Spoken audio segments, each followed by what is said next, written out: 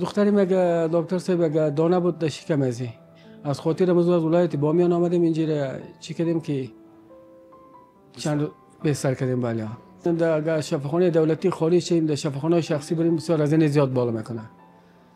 دیگه ممکن است که تا 3 لک 4 لک این چیزا از این بالا کنه، مصارف بالا میکنه.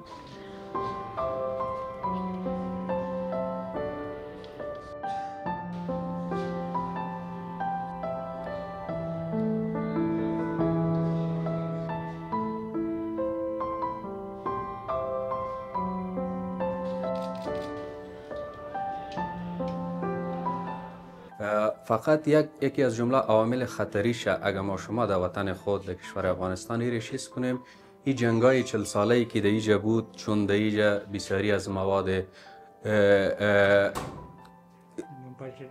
منفجره و یعنی در 40 سال مطلق جنگ بود، شعاع مختلف دیگه مواد منفجری مختلف استفاده شده. یعنی ما میتونیم تا بیشترین حد امراض سرطانی را در اینجا تشخیص کنیم و خوشبختانه ما یک دپارتمنت روانشناسی داریم که به طور منظم امرای مریضا ویزیتای خود دارن.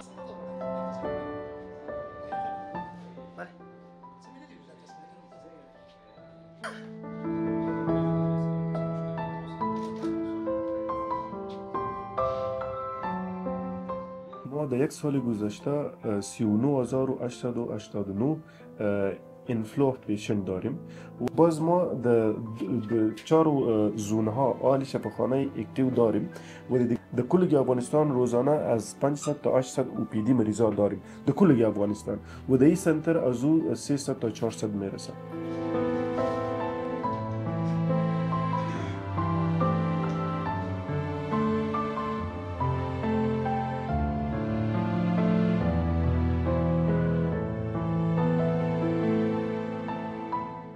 ما تا بال سیتی اسکن که بسیار مهم است، سیتی اسکن شد، ام آر آی شد، دی اس ای ماشین شد، رادیوتراپی ماشین شد، نیوکلیر مدیسین شد، یعنی هیچ چیز نداریم.